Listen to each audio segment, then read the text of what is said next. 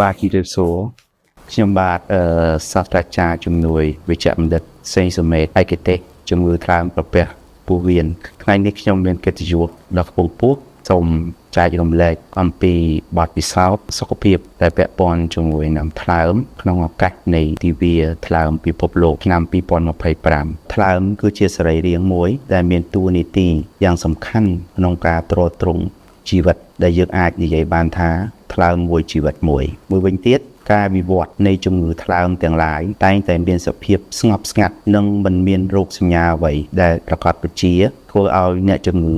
បានទៅជួបពិគ្រោះនិងពិភាក្សាជំងឺជាមួយនឹងគ្រូពេទ្យវិជ្ជបណ្ឌិតជំនាញទេអាស្រ័យហេតុនេះសូមមានការប្រុងប្រយ័ត្នក្នុងការថែរក្សានៅសុខភាពថ្លើមរបស់លោកអ្នកតាមរយៈការធ្វើតេស្តឈាមត្រួតពិនិត្យអំពីសុខភាពថ្លើមជាប្រចាំថែរក្សាសុខភាពថ្លើមរបស់លោកអ្នកតាមរយៈការរស់នៅប្រកបដោយផាសុកភាពនិងមានអនាម័យដូចជាកាត់បន្ថយនៅការបរិភោគគ្រឿងស្រវឹងដែលជាជាតិពុលសម្រាប់ថ្លើមបរិភោគនៅអាហារដែលមានជាតិសរសៃច្រើនដូចជាបន្លែនិងពពួកវីតាមីននិងពពួកផ្លែឈើដែលមានវីតាមីន C ច្រើនដែលជំនួយដល់ថ្លើមកាត់បន្ថយនៅការបរិភោគនៅពពួកសាច់ក្រហមពួកខ្លាញ់ដែលធ្វើឲ្យមានការកកស្ទះនៅសារធាតុខ្លាញ់និងជាតិពុលនៅក្នុងថ្លើមប្រើប្រាស់ថ្នាំសង្កូវផ្សេងឲ្យបានត្រឹមត្រូវ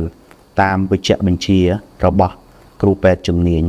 ទាំងចំនួនដូសថ្នាំទាំងរយៈពេលដើម្បីកាត់បន្ថយក៏ដូចជាបញ្ឈប់ទាំងស្រុងនៅផលប៉ះពាល់នៃពពួកថ្នាំទៅក្នុងថ្លើម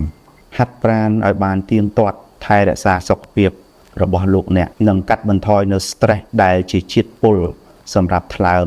ក៏ដូចជាជាតិពុលសម្រាប់សារពាង្គកាយរបស់យើងទាំងមូល